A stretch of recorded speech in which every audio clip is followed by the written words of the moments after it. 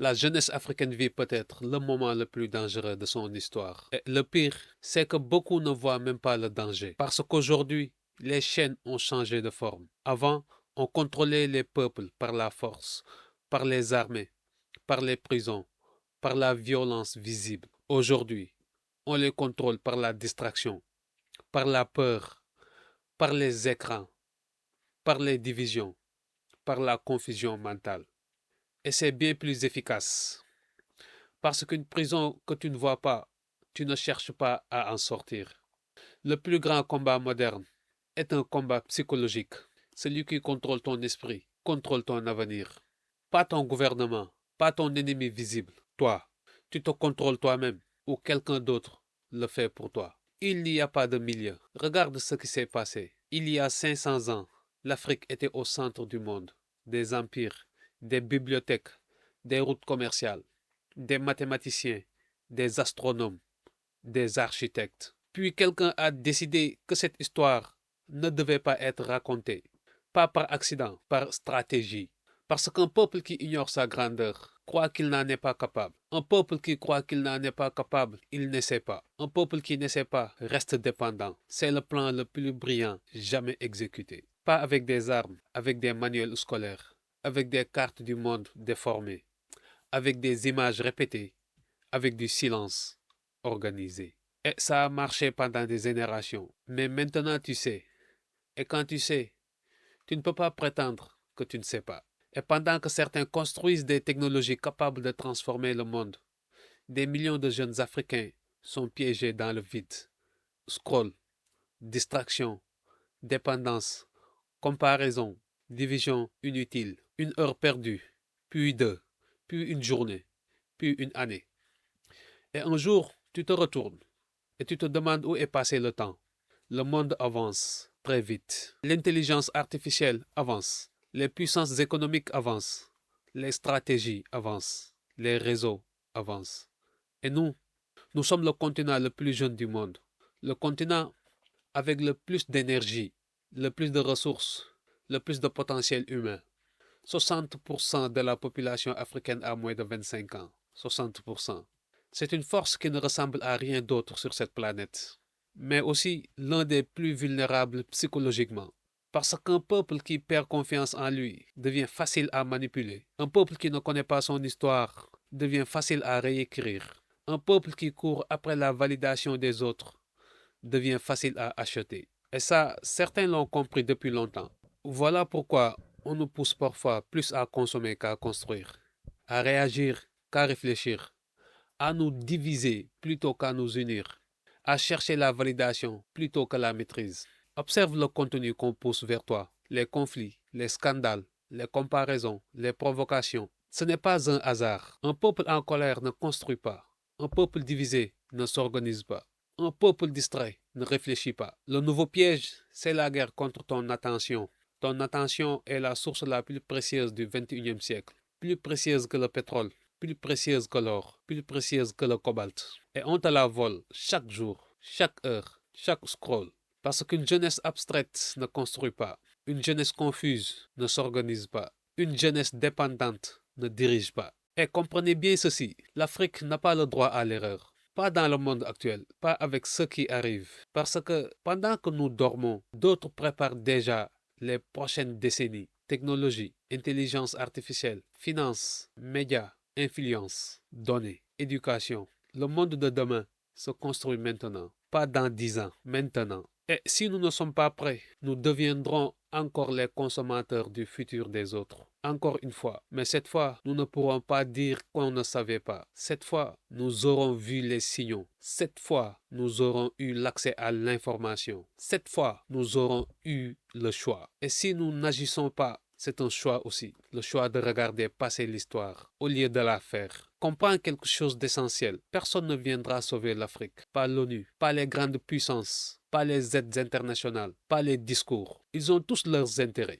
La seule force qui peut transformer l'Afrique, c'est l'Afrique elle-même. Et l'Afrique, c'est toi, pas le président, pas les élites, pas les autres. Toi. Maintenant, avec ce que tu as, là où tu es, regardez autour de vous. Combien de jeunes ont du potentiel, mais aucune direction? Combien ont de l'intelligence, mais une discipline détruite? Combien ont des rêves, mais un esprit constamment attaqué? Combien ont des dons réels, mais passent leur journée à regarder vivre les autres? Parce que oui, les attaques sont mentales. On bombarde les cerveaux en permanence. Toujours plus de bruit, toujours plus de distractions, toujours plus de comparaisons, toujours plus de dépendance émotionnelle. Et un esprit fatigué devient manipulable. Un esprit vide se laisse remplir par n'importe quoi. Un esprit sans ancrage dérive. Voilà pourquoi le savoir devient vital. Pas seulement les diplômes, le vrai savoir. Comprendre le monde, comprendre les stratégies, comprendre l'économie, comprendre la psychologie, comprendre comment protéger son attention, comprendre comment construire une vie solide, comprendre d'où l'on vient, pourquoi on est là, ce qu'on doit transmettre. Knowledge is power. Le savoir est une arme. Mais une arme ne sert à rien dans les mains de quelqu'un qui ne sait pas se battre. Il faut apprendre à se battre mentalement, spirituellement, intellectuellement. Chaque livre ouvert est une bataille gagnée. Chaque heure de travail sérieux est un territoire reconquis. Chaque pensée claire est une résistance. Un peuple éveillé devient difficile à contrôler. Et c'est exactement pour ça que nous devons nous retrouver. Créer des communautés conscientes, des jeunes disciplinés, des jeunes lucides, des jeunes capables de réfléchir par eux-mêmes, pas des suiveurs, des bâtisseurs, pas des consommateurs, des créateurs, pas des spectateurs, des acteurs. Parce qu'aucune révolution durable ne naît dans l'ignorance. Aucune. Toutes les grandes transformations de l'histoire ont commencé par des hommes et des femmes qui ont décidé de comprendre, pas de subir, de comprendre. Nous devons reconstruire des mentalités fortes, des hommes solides, des femmes solides, des jeunes capables de résister à la manipulation moderne, des jeunes qui n'ont pas besoin qu'on leur dise quoi penser, des jeunes qui lisent avant de parler, des jeunes qui construisent avant de critiquer, des jeunes qui se connaissent avant de chercher à connaître les autres. Le combat n'est pas seulement économique, il est mental, spirituel, psychologique, culturel, il est intime. Il se passe d'abord à l'intérieur de toi, avant de se passer dans ta famille, ta communauté, ton pays, ton continent. Et beaucoup de jeunes ne réalisent même pas qu'ils sont déjà en train de perdre cette guerre intérieure. Pas à cause d'un ennemi armé, à cause d'une application sur leur téléphone. Nos ancêtres ont survécu à l'esclavage, à la colonisation, aux humiliations, aux pillages, aux tentatives d'effacement. Ils ont résisté sans téléphone, sans Internet, sans confort, avec pour seule arme leur dignité et leur volonté. Et nous allons abandonner à cause de distractions, à cause d'algorithmes, à cause de contenu vide, à cause de l'avis des autres sur les réseaux.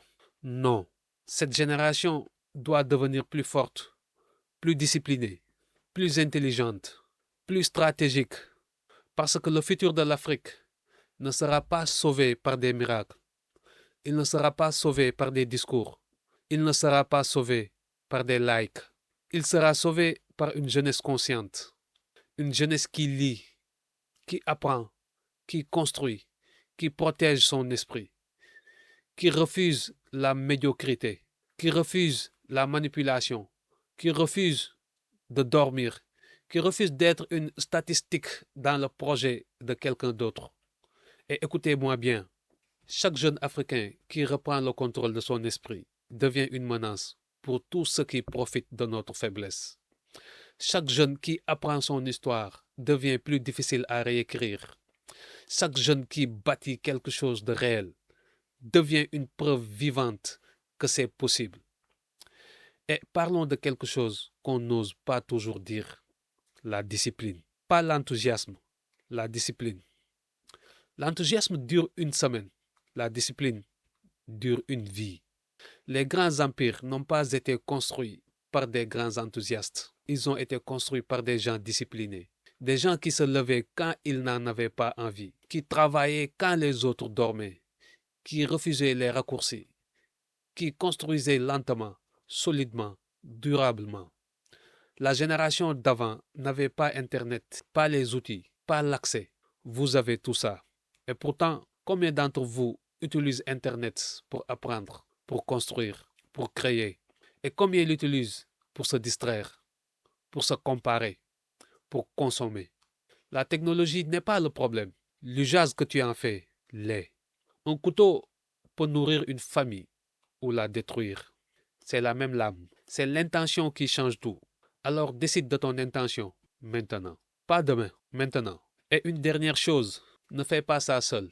Trouve des frères, des sœurs, des gens qui veulent construire, des gens qui pensent, des gens qui refusent la médiocrité. Éloigne-toi de ceux qui t'encouragent à dormir, de ceux qui moquent tes ambitions, de ceux qui ont abandonné leurs rêves et veulent que tu abandonnes les tiens.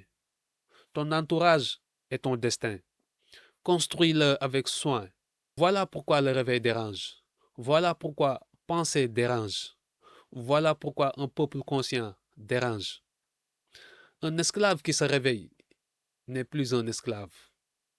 Un peuple qui se connaît n'accepte plus qu'on le définisse. Une jeunesse qui construit n'a plus besoin de mendier. Et voilà ce que je vois. Une génération qui commence à comprendre les règles du jeu.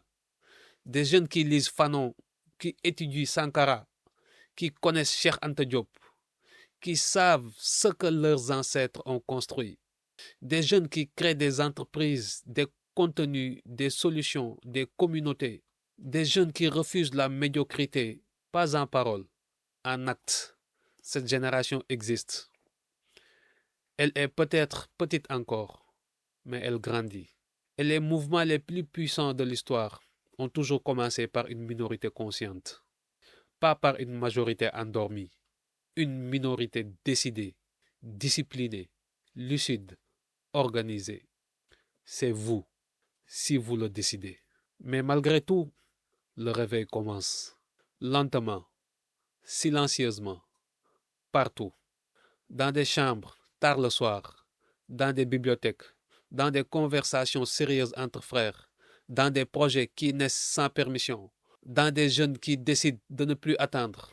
Des jeunes commencent à comprendre, à apprendre, à se discipliner, à construire, à se reconnecter à leur histoire, à leur identité, à leur mission.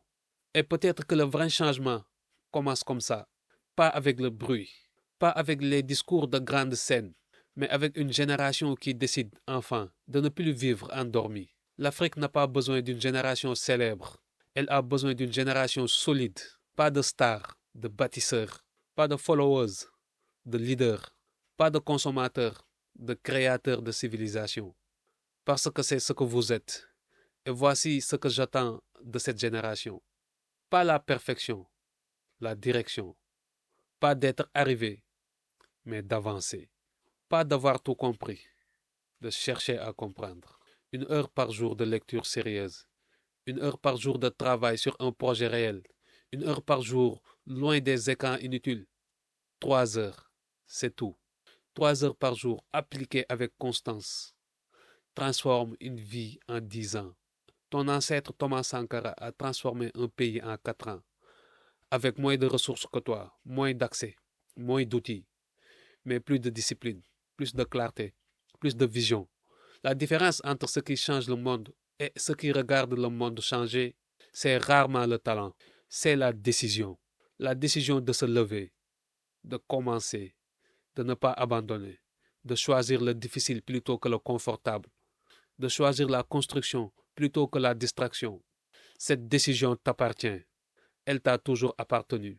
Les héritiers d'une civilisation qui a appris au monde à compter, à écrire, à bâtir, à gouverner, à penser, vous n'êtes pas en retard. On vous a juste fait croire que la course avait commencé sans vous. Non, elle n'a pas commencé sans vous. Elle attend que vous vous leviez. Alors la question maintenant, c'est simple. Est-ce que tu vas continuer à consommer le monde ou commencer à le construire? Le choix, il t'appartient. Knipo, le savoir est une arme. Mais surtout n'oublie pas, ce n'est pas de la magie, c'est de la constance. Peace.